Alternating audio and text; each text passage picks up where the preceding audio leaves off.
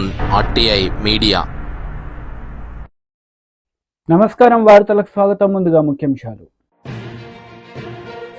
BJP రాష్ట్ర అధ్యక్షుడు Kishan Reddy press meet, పలు అంశాలపై వివరణ. Gudivada Amarnath press meet, TDP నేతలపై ఫైర్. బీజేపీ రాష్ట్ర అధ్యక్షుడు కిషన్ రెడ్డి మీడియా సమావేశం నిర్వహించారు. ఈ సందర్భంగా పలు అంశాలపై ఆయన మాట్లాడారు. గెలిచినటువంటి అసెంబ్లీ స్థానాలలో కూడా మరి ఓటింగ్ పర్సంటేజీ కాంగ్రెస్కి తగ్గింది. కాంగ్రెస్కి వేసినటువంటి ఓట్లు గత శాసనసభ ఎన్నికల్లో, మరి ఈ ఎన్నికల్లో అనేక స్థానాల్లో భారతీయ జనతా పార్టీకి అసెంబ్లీలలో తీసినట్లయితే బీజేపీకి బలం పెరిగింది. కాంగ్రెస్ను మరొక దిక్కు బీఆర్ఎస్ను కాదని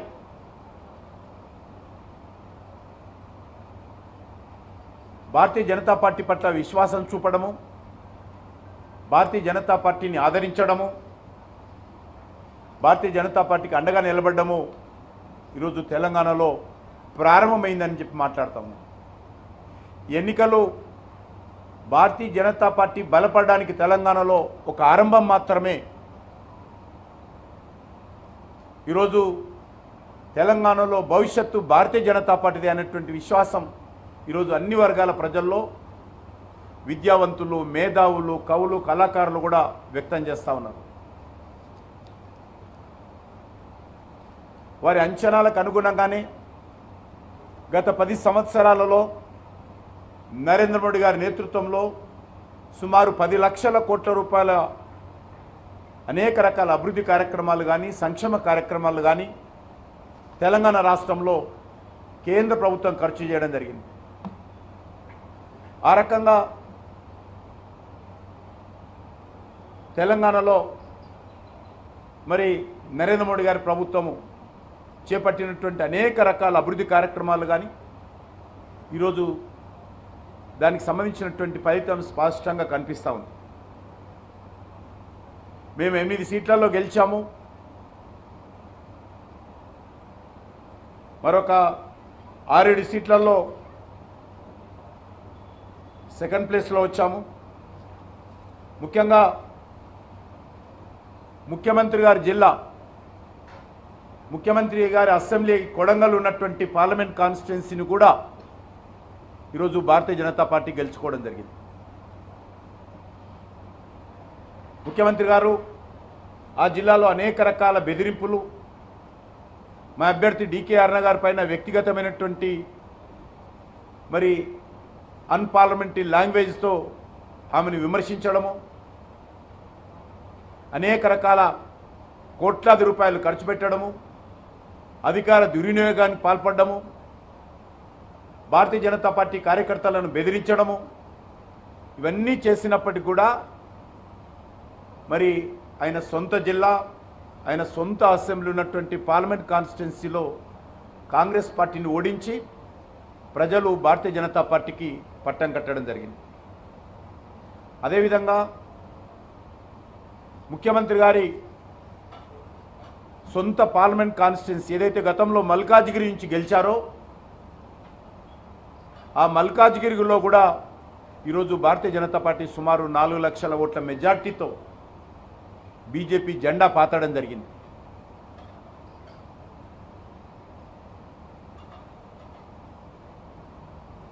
అక్కడ కూడా ముఖ్యమంత్రి గారి సొంత పార్లమెంట్ కాన్స్టిట్యున్సీ, సొంత జిల్లా కావచ్చు, కానీ సొంత గతంలో ఆయన ప్రాతినిధ్యం వహించినటువంటి, గత పార్లమెంట్ ఎన్నికల్లో ప్రాతినిధ్యం వహించినటువంటి మల్కాజ్గిరిలో కూడా ఈరోజు బీజేపీ గెలవడం జరిగింది.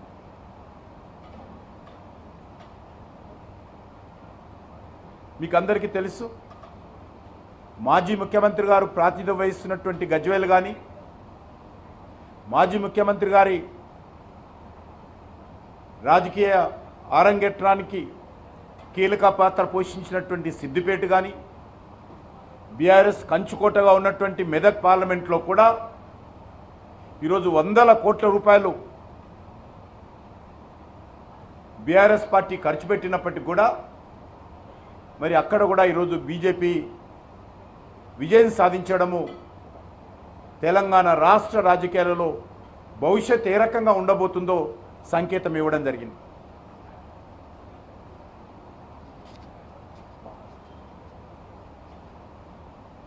మీకు అందరికీ తెలుసు, గత శాసనసభ ఎన్నికల్లో కూడా కామారెడ్డిలో సిట్టింగ్ సీఎంను, అవుట్ గోయింగ్ సీఎంను, లేకపోతే సిట్టింగ్ సీఎంను, ఇన్కమింగ్ సీఎంను కూడా ఓడించిన విషయాన్ని కూడా ఈ సందర్భంగా నేను మనవి చేస్తా ఉన్నాను. అదేదో ఆ ఒక్క సీటు గెలిచారు మీరు, అసలు మీకు ఎక్కడ బలం ఉంది అనేటువంటి విమర్శించినటువంటి వాళ్లకు ఈరోజు కామారెడ్డి ఉన్నటువంటి ఉమ్మడి జిల్లా మెదక్ జిల్లాలో కూడా, నిజామాబాద్ జిల్లాలో కూడా భారతీయ జనతా పార్టీ విజయం సాధించడం జరిగింది. నిజామాబాద్లో మీ అభ్యర్థికి ఏముంది, మరి పసుపు బోర్డు తేలేదని అనేక రకాల తప్పు ప్రచారం ఇచ్చినప్పటికీ మరి ఈరోజు నిజామాబాద్ జిల్లాలో కూడా భారతీయ జనతా పార్టీ అభ్యర్థి అరవింద్ గారు రెండోసారి మంచి మెజార్టీతో విజయకేతనం ఎగరవేశారు. మీకు అందరికీ తెలుసు, కాంగ్రెస్ పార్టీ ఎన్నికల్లో పూర్తిగా తొండి ఆట ఆడింది. కాంగ్రెస్ పార్టీ పూర్తిగా అబద్ధపు ప్రచారం చేసింది, విష ప్రచారం చేసింది, తప్పుడు ప్రకటనలు చేసింది. బీజేపీ గెలిస్తే రాజ్యాంగాన్ని మారుస్తారని, బీజేపీ గెలిస్తే బడుగు బలైన వర్గాల రిజర్వేషన్స్ తీసేస్తారని మరి అనేక రకాలుగా ప్రచారం చేయడమే కాకుండా YCP leader Perni Nani media సమావేశం నిర్వహించారు. ఈ సందర్భంగా పలు అంశాలపై ఆయన మాట్లాడారు. బీహార్ తరహా హింసా రాజకీయాలు ఇవన్నీ కూడా గవర్నర్ గారి దృష్టికి తీసుకెళ్తామైంది.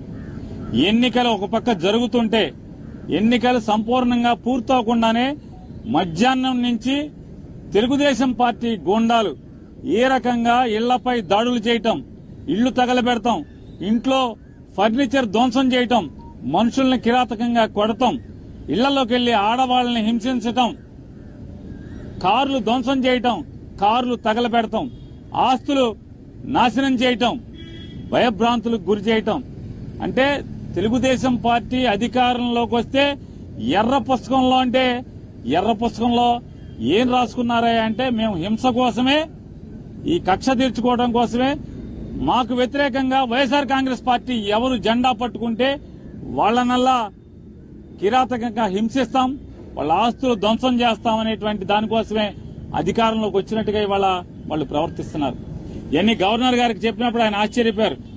ఏంటి ఇంత కిరాతకంగా జరుగుతుంటే పోలీసు పట్టించుకోవట్లేదా అని చెప్పినారు. వాస్తవం సార్, ఇది ఒక్క ఎఫ్ఐఆర్ కూడా నమోదు కావట్లేదు.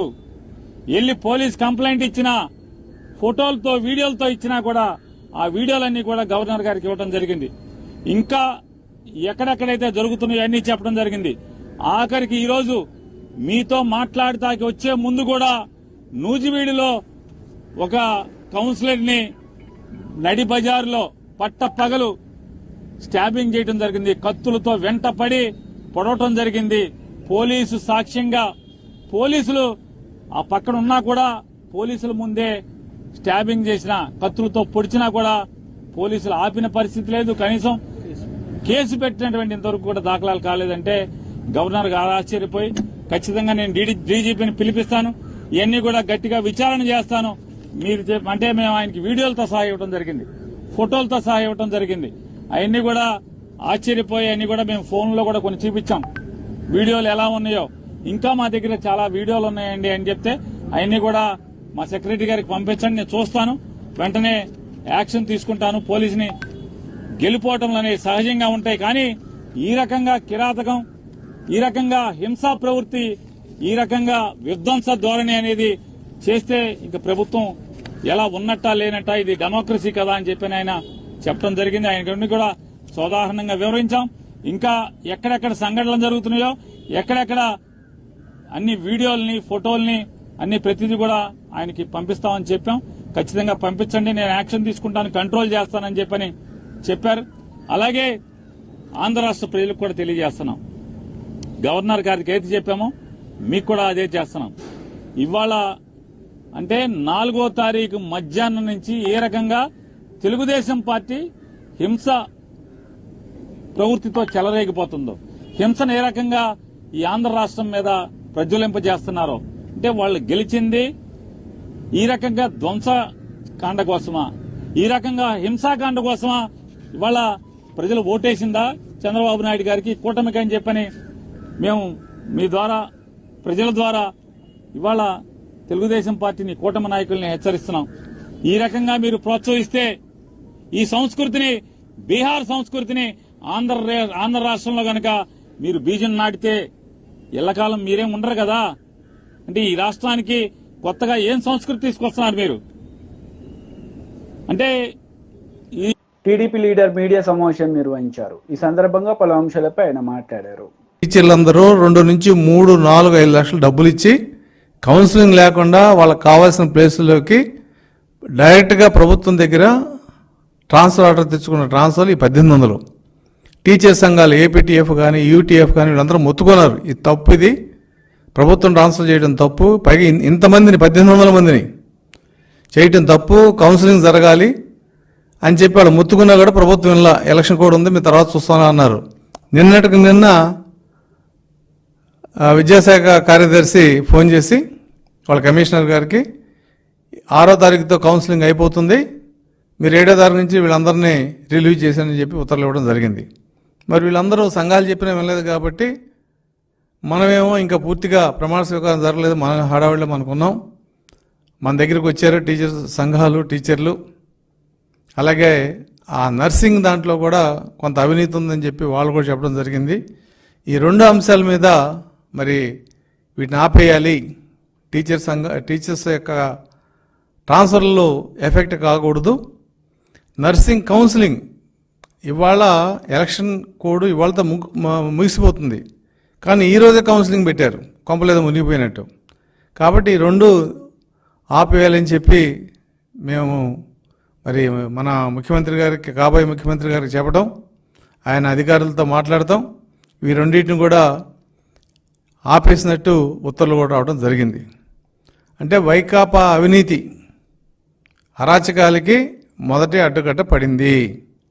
డిప్యుటేషన్ మీద వచ్చిన ఏపీ కార్పొరేషన్ ఎండీ కానీ, మైనింగ్ కార్పొరేషన్ డైరెక్టర్ కానీ, జేఈఓ టీటీడీ కానీ, ఇంకా కొంతమంది అవినీతి అధికారులు ఇక్కడ ఉంటే తాట తీస్తారని చెప్పి భయపడి మా డిప్యుటేషన్ వద్దు మేము వెళ్ళిపోతామని చెప్పి లెటర్ పెట్టుకుంటే, దౌర్భాగ్యం ఏంటంటే చీఫ్ సెక్రటరీ కూడా ఆ సిఐడి చీఫ్ సంజయ్కి పర్మిషన్ ఇవ్వడం జరిగింది. వీటన్నిటిని గమనించిన గవర్నర్కి నివేదిక ఇస్తే, లేదు ఈ రాష్ట్రంలో ఎవరు వెళ్ళటానికి లేదు, ఎక్కడో అక్కడ ఉండాల్సిందే కొత్త ప్రభుత్వం వచ్చేదాకా అని చెప్పి నిన్న చీఫ్ సెక్రటరీతో ఉత్తర్వులు ఇప్పించడం జరిగింది. అయితే మరి ఆయనకు ఇబ్బంది ఏంటో తెలియదు, కానీ ఈ రోజు నుంచి ఆయన కూడా సెలవు మీద వెళ్ళిపోయాడు. అంటే గత ప్రభుత్వంలో చేసిన అరాచకాలు, అవినీతి, లేదంటే వైలేషన్, రూల్స్ వైలేషన్, ఈ 3 చూస్తేనే ఇంత పెద్ద పెద్ద చేపలన్నీ బయటపడ్డాయి. అసలు మేము ప్రభుత్వంలోకి వచ్చి వీళ్ళ అవినీతి అంతా బయటికి తీస్తే ఫస్ట్ ఈ 5 సంవత్సరాలు వీళ్ళ అవినీతి మీద ఎంక్వైరీ చేయడం సరిపోద్దంత అవినీతి చేసింది గత ప్రభుత్వం. అయితే ఇక్కడ ఒక విషయం చెప్పదలుచుకున్నాం, పనిష్మెంట్ ఫర్ హెరాస్మెంట్ ఖచ్చితంగా ఉంటుంది. మేమేమి టీడీపీ వైసీపీలాగా హెరాస్ చేయం ఎవరిని, కానీ హెరాస్ చేసిన వాళ్ళకి పనిష్మెంట్ ఇవ్వకపోతే అది టీడీపీ ప్రభుత్వం చేతకంతనంగా ఉంటుంది. కాబట్టి డిప్యుటేషన్ మీద వచ్చిన అధికారుల కథ, ఈ ట్రాన్స్ఫర్ డబ్బులు తీసుకున్న ట్రాన్స్ఫర్లు ఇందులో, ఎందుకంటే అందరూ వైసీపీ టీచర్లే. వైసీపీ ప్రభుత్వం ఎవరికి పని అవుద్ది? తెలుగుదేశం టీచర్కి పని అవ్వదు, వైసీపీ టీచర్కే పని అవుద్ది. పైగా డబ్బు అవినీతి 2 లక్షల నుంచి 3 లక్షలు ఒక్కొక్క టీచర్ దగ్గర వసూలు చేశారు ఆ మినిస్టర్ పేషీలో. అలాగే నర్సుల కౌన్సిలింగ్ అంటే వాళ్ళకి ట్రైనింగ్ ఇచ్చింది, ప్రభుత్వమే ట్రైనింగ్ ఇచ్చింది, అది రూల్స్లో ఉంది. బీఆర్ఎస్ లీడర్ మీడియా సమావేశం నిర్వహించారు. ఈ సందర్భంగా పలు అంశాలపై ఆయన మాట్లాడారు. 2024 పార్లమెంటు ఎన్నికల్లో జరిగినప్పుడు వచ్చినటువంటి ఓటింగ్ ఎంత అంటే 84,000. ఇప్పుడు అక్కడ డిఫరెన్స్ ఎంత వచ్చిందంటే 23,000 ఓట్లు తగ్గిపోయినాయి. ఈ ఓట్లు ఎవరికి పడ్డాయి అంటే బీజేపీకి పడ్డాయి. అవయవదానం ఎక్కడ జరిగింది? మరి కొడంగల్లో జరిగిందా అని అడుగుతా ఉన్నా. రెండో అంశము, మీ సొంత ఊరిలో కొండారెడ్డిపల్లె విలేజ్లో మీ సొంత ఊర్లోనే బీజేపీకి మెజార్టీ పెరిగింది. అంటే బీజేపీని గెలిపించడానికి పరోక్షంగా కాంగ్రెస్ పార్టీ సిద్ధమైందని అనుకోవాలి కదా. మరి ఇక్కడ ఒక ముఖ్యమంత్రే కాదు, ఇప్పుడు ఉన్నటువంటి మొత్తం మంత్రుల లిస్టు తీసిన నేను. మీరు అధికారంలోకి వచ్చి 6 నెలలు అయింది. 6 నెలల తర్వాత రెఫరెండం అయిపోతున్నటువంటి ఎలక్షన్కి ఏం జరగాలి? మీ పాలన మంచిగుంటే, మీ ప్రజాపాలన బాగుంటే, మీరు బాగా చేస్తే మీకు ఓట్ల పర్సెంట్ పెరగాలి. మీకేమైంది? ఇలా మంత్రులలో మొత్తం అదే జిల్లాకు సంబంధించినటువంటి జూపల్లి కృష్ణారావు గారు మంత్రి, కొల్లాపూర్ నుంచి పోటీ చేసిండు. అసెంబ్లీ ఎన్నికల్లో 93,000 వచ్చినాయి. ఇప్పుడు ఈ పార్లమెంట్ ఎన్నికల్లో 77,000 వచ్చినాయి. డిఫరెంట్ ఎంత వచ్చింది? 16,000 తగ్గింది. పొన్నం ప్రభాకర్ గారు మంత్రి, కరీంనగర్ జిల్లా, హుస్నాబాద్కి వెళ్ళి పోటీ చేస్తే 1,00,000 ఓట్లు వచ్చినాయి. ఇప్పుడు ఎంత వచ్చింది? 79,000 ఓట్లు వచ్చినాయి. డిఫరెంట్ ఎంత వచ్చింది? 21,000 తగ్గినాయి. శ్రీధర్ బాబు గారు మంత్రి నుంచి పోటీ చేసిండు. 1,03,000 ఓట్లు వచ్చినాయి. ఇప్పుడు ఎన్ని వచ్చినాయి? 77,000 ఓట్లు వచ్చినాయి. ఎన్ని ఓట్లు తగ్గినాయి? 26,000 ఓట్లు తగ్గినాయి. పొంగులే శ్రీనివాసరెడ్డి గారు మంత్రి, ఖమ్మం, పాలేరు నుంచి పోటీ చేసిండు. అసెంబ్లీ ఎన్నికల్లో 1,28,000 ఓట్లు వచ్చినాయి. ఇప్పుడు ఎన్ని వచ్చినాయి? 1,20,000 ఓట్లు వచ్చినాయి. 8,000 తగ్గినాయి. తుమ్మల నాగేశ్వరరావు గారు ఖమ్మం నుంచి పోటీ చేసిండ్రు. 1,36,000 వచ్చినాయి. ఇవాళ ఎన్ని వచ్చినాయి? 36,000 నుంచి 20,000 అంటే 10,000 తగ్గినాయి. ఇట్లా దామోదర్ రాజనరసింహ గారు ఉన్నారు, మెదక్ జిల్లా నుంచి, ఆందోళన నుంచి పోటీ చేస్తే 1,14,000 ఓట్లు వస్తే ఇప్పుడు 82,000 వచ్చినాయి. ఇప్పుడు డిఫరెంట్ ఎంత వచ్చింది? 32,000 తగ్గినాయి. మీ వడ్లూరు లక్ష్మణ్ విప్పు, ధర్మపూర్ ఎమ్మెల్యే గారు 23లో పోటీ చేస్తే 91,000 వచ్చింది. ఇప్పుడు 57,000 వచ్చింది. అంటే 34,000 ఓట్లు తగ్గిపోయినాయి. ఆది శ్రీనివాస్ గారు వేములవాడ ఎమ్మెల్యే 71,000 వచ్చింది. ఇప్పుడు పార్లమెంట్లో 36,000 ఓట్లు తగ్గినాయి. అంటే 35,000 ఓట్లు తగ్గిపోయినాయి. ఇట్లా చెప్పుకుంటూ పోతే మానకొండూరు ఎమ్మెల్యే 52,000 వచ్చినాయి. ఇప్పుడు 44,000 వచ్చినాయి. అంటే 8,000 తగ్గింది. ఇట్లా చెప్పుకుంటూ పోతే లిస్ట్ ఉంది నా దగ్గర. మొత్తం 18 నుంచి 20 నియోజకవర్గాలలో మీ ఓటు ఎవరికి ట్రాన్స్ఫర్ అయిందంటే బీజేపీకి ట్రాన్స్ఫర్ అయింది. ఇలా మా గురించి మాట్లాడే నైతిక హక్కు లేదు మీకు. ఇలా మీరు 6 నెలల పరిపాలన బాగలేదు కాబట్టే గుడివాడ అమర్నాథ్ మీడియా సమావేశం నిర్వహించారు. ఈ సందర్భంగా టీడీపీ నేతలపై ఆయన విరుచుకుపడ్డారు. దాంట్లో ఏదన్నా లోటుపాట్లు ఉన్నప్పుడు డెఫినెట్గా వారి తరఫున మాట్లాడేటువంటి ప్రయత్నం, ఆ కార్యక్రమం కూడా మేము చేసేటువంటి బాధ్యత తీసుకుంటామని చెప్పి తెలియజేస్తా ఉన్నాం. సో ఈ రకమైనటువంటి ప్రక్రియలో ఒక ప్రధానమైనటువంటి అంశం, ముఖ్యంగా వైఎస్ఆర్ కాంగ్రెస్ పార్టీకి చెందినటువంటి క్యాడర్లో, అంటే నా వరకు ప్రభుత్వంలో పనిచేసినటువంటి మంత్రిగా, శాసనసభ్యుడిగా ఇవన్నీ చేసినప్పటికీ, అంటే నా వరకు ఎన్నికల్లో కనిపించినటువంటి ఒక లోపం, వైఎస్ఆర్ కాంగ్రెస్ పార్టీలో ఉన్నటువంటి కార్యకర్తలు, ఎందుకంటే వ్యవస్థలో తీసుకొచ్చినటువంటి మార్పుల్లో జగన్మోహన్ రెడ్డి గారు ముఖ్యమంత్రిగా వారు తీసుకున్నటువంటి నిర్ణయాలు, వ్యవస్థలో తీసుకొచ్చినటువంటి మార్పులు, ఈ సంస్కరణలో భాగంగా వైఎస్ఆర్ కాంగ్రెస్ పార్టీ కార్యకర్తల్ని వారికి ఇవ్వాల్సినటువంటి గౌరవం ఇవ్వలేకపోయామేమో అన్నటువంటి ఒక ఆలోచన నాకు వ్యక్తిగతంగా, నేను ఎన్నికల్లో ప్రచారం చేసినప్పుడు కానీ లేదా మంత్రి హోదాలో నేను పనిచేసినటువంటి సందర్భాల్లో కానీ కార్యకర్తలతో మాట్లాడినప్పుడు కానీ ఉన్నటువంటి మాట, రాష్ట్ర వ్యాప్తంగా ఉన్నటువంటి మాట వాస్తవం. కార్యకర్తల్ని, అంటే వాలంటీర్ వ్యవస్థ, సచివాలయ వ్యవస్థ, గ్రామాల్లో పారదర్శకత తీసుకురావాలి, పాలనలో పారదర్శకత తీసుకురావాలి, శాచురేషన్ పద్ధతిలో ప్రతి ఒక్కరికి మంచి చేయాలి, ఎక్కడ కూడా తెలుగుదేశమా లేకపోతే వైఎస్ఆర్ కాంగ్రెస్ పార్టీయా, లేకపోతే ఇంకో పార్టీయా అనేటువంటి చూడకూడదు. అంటే ఒకవేళ మన పార్టీ నాయకులు అయితే ఆ పరిస్థితుల్ని దానికి ఏదన్నా తావిస్తారేమో అనేటువంటి ఒక ఆలోచనతో ముఖ్యమంత్రి గారు ఆ రోజు ఈ వ్యవస్థను తీసుకొచ్చి మార్పులు తీసుకొచ్చేటువంటి క్రమంలో వైఎస్ఆర్ కాంగ్రెస్ పార్టీ కార్యకర్తలను కాస్త నెగ్లెక్ట్ చేశామనేటువంటి మాటను అంగీకరించాల్సినటువంటి అవసరం ఉంది. వ్యవస్థలో మార్పులు తీసుకొచ్చేటువంటి దాంట్లో నాయకత్వాన్నో కార్యకర్తలను నెగ్లెక్ట్ చేయాలనేటువంటి ఉద్దేశం కాదు. ఈరోజు ఉదాహరణకి ఒక పెన్షన్ ఇవ్వాలన్నా, ఒక రేషన్ కార్డు ఇవ్వాలన్నా, లేదా ఒక ఇళ్ల పట్టా ఇవ్వాలన్నా, లేదా ఇంకొక పథకం ఇవ్వాలన్నా ఆ గ్రామాల్లో ఉన్నటువంటి సచివాలయం దగ్గరకో వాలంటీర్ దగ్గరకు వెళ్ళేటువంటి పరిస్థితి ప్రభుత్వంగా మేము తీసుకొచ్చాం తప్ప సహజంగా కార్యకర్తల్ని బలోపేతం చేసేటువంటి దానికి ఇవన్నీ కూడా దూరం అయిపోయాయి. ఎందుకంటే పూర్వం రోజుల్లో ఒక పెన్షన్ కావాలన్నా, ఒక రేషన్ కార్డు కావాలన్నా, ఒక పథకం కావాలన్నా, ఒక ఇళ్లపట్ట కావాలన్నా గ్రామాల్లో ఉన్నటువంటి నాయకత్వం దగ్గరికి వచ్చేవారు ప్రజలు, గ్రామాల్లో ఉన్నటువంటి నాయకుల దగ్గరికి వచ్చేవారు. కానీ జగన్మోహన్ రెడ్డి గారు తీసుకొచ్చినటువంటి సంస్కరణలో భాగంగా సచివాలయం దగ్గరకు వాలంటీర్ దగ్గరకు వెళ్ళేటువంటి పరిస్థితి తీసుకొని వచ్చాం. తద్వారా గ్రామాల్లో ఉన్నటువంటి నాయకత్వం కాస్త వీకెన్ అయింది అనేటువంటిది గ్రౌండ్ లెవెల్లో ఉన్నటువంటి వ్యక్తిగా డెఫినెట్గా నేనైతే దాన్ని పూర్తిగా నమ్ముతాను. సో డెఫినెట్గా కార్యకర్తల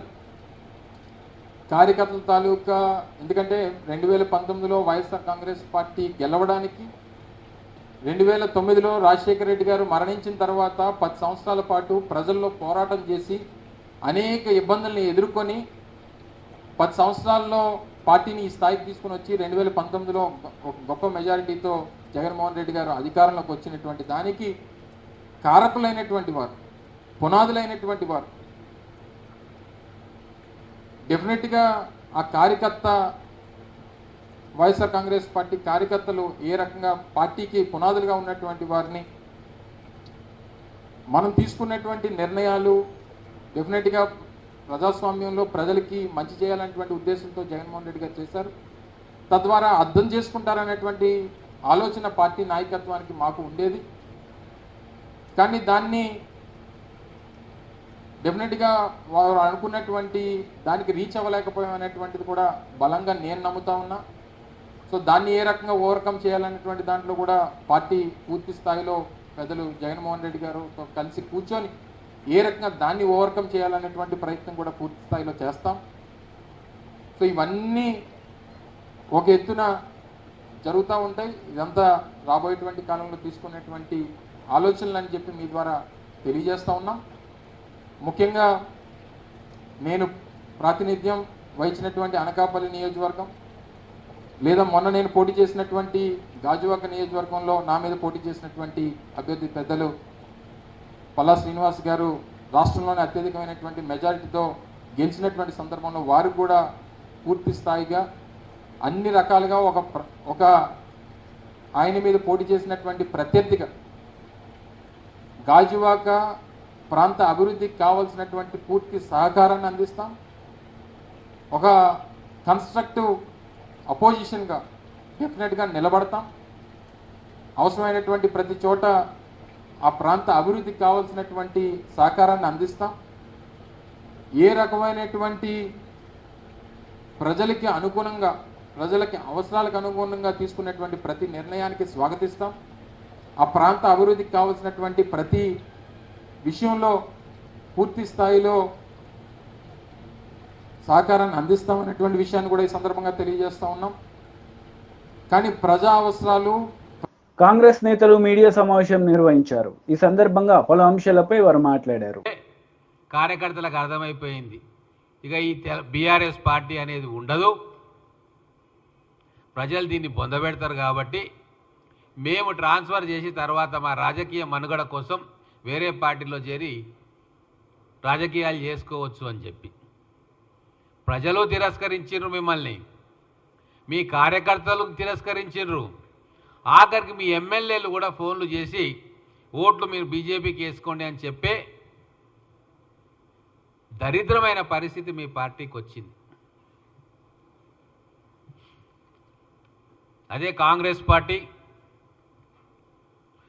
ఇంత ప్రతికూల పరిస్థితుల్లో కాంగ్రెస్ పార్టీ ఈరోజు బీజేపీతో కొట్లాడలే. బీజేపీ రాముని ముందల పెట్టి ఆ రాముని బొమ్మ దేవుణ్ణి చూపించి మాకు ఓట్లేయమన్నది. బీజేపీ విధానాలను చూసి ఓట్లేయమనలే. 10 ఏళ్లలో బీజేపీ చేసిన మంచిని చూసి వాళ్ళ కార్యక్రమాలను చూసి ఓట్లు అడగలే. రాముల వారి అక్షింతలను ఇంటింటికి పంచి ఈ అక్షింతలను మొక్కి రాముని చూసి ఓటేయమన్నది. ఇది ప్రజాస్వామ్యంలో దౌర్భాగ్యం.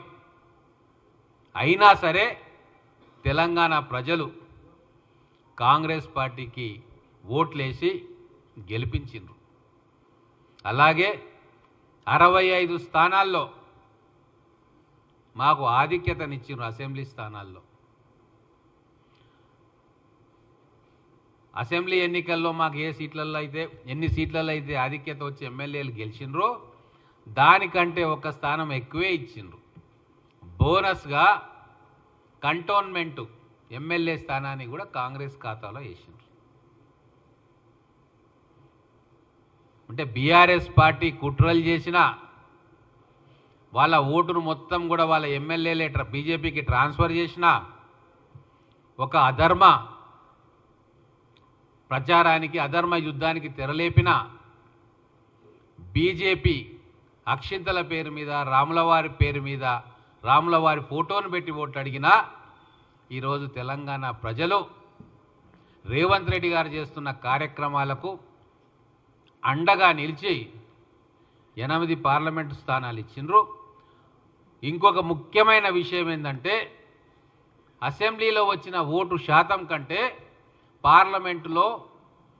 పార్లమెంట్ ఎన్నికల్లో కాంగ్రెస్ పార్టీకి వచ్చిన ఓటు శాతం ఎక్కువ. 40.10 ఓటు శాతం ఈరోజు పార్లమెంట్ ఎన్నికల్లో కాంగ్రెస్ పార్టీకి వచ్చింది.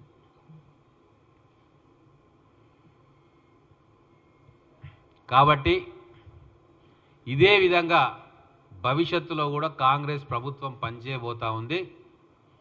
ప్రజల కోసం పనిచేసే ప్రభుత్వం ఖచ్చితంగా మున్ముందు ఇంకా ప్రజల విశ్వాసాన్ని చూరగొనే కార్యక్రమాలు చేస్తుంది.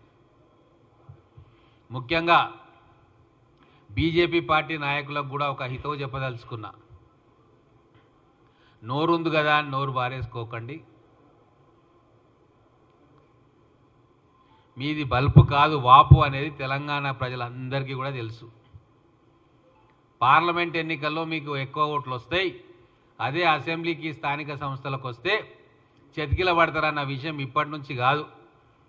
మాట్లాడుతున్న వాళ్ళు నిన్నమన్నా బీజేపీలో చేరిరేమో. 1980 నుంచి ఇదే పరిస్థితి. పార్లమెంటు అప్పుడు 5% 10% ఓటు ఎక్కువ పెరుగుతుంది. మీరు సంకలు గుద్దుకుంటారు, మా పెరిగింది మా పార్టీ అని. మళ్ళీ అసెంబ్లీ ఎలక్షన్లు స్థానిక సంస్థ ఎన్నికల వచ్చే వరకు మీ బండారం బయటపడుతుంది. కాబట్టి 2019 ఎన్నికల్లో ఏమైంది? మీకు 20% ఓట్లు వచ్చినాయి, 4 పార్లమెంట్లు వచ్చినాయి. ఇక మీరేమన్నారు? మాదే అధికారం అని చెప్పి జబ్బలు జరుచుకున్నారు. ఊరు వాడ ఏకం చేసిర్రు. కన్ను మిన్ను కానకుండా మాట్లాడినరు. ఏమైంది? 2023 అసెంబ్లీ ఎన్నికల్లో చతికిల పడ్డారు. 13.90 ఓటు శాతం వచ్చింది. అంటే 20% పార్లమెంట్లో వస్తే మీరు అన్ని 5 సంవత్సరాలు మీరు అన్ని మాటలు మాట్లాడిన తీరు అన్నీ చూస్తే ప్రజలు మీకు 13.9. వార్తలు ముగించే ముందు ముఖ్యాంశాలు మరోసారి. బీజేపీ రాష్ట్ర అధ్యక్షుడు కిషన్ రెడ్డి ప్రెస్ మీట్, పలు అంశాలపై వివరణ. Gudivada Amarnath press meet, TDP నేతలపై ఫైర్. ఈ వార్తలు ఇంతటితో సమాప్తం. తిరిగి ప్రసారమయ్యే వార్తలు మళ్ళీ కలుద్దాం. అంతవరకు సెలవు. నమస్తే.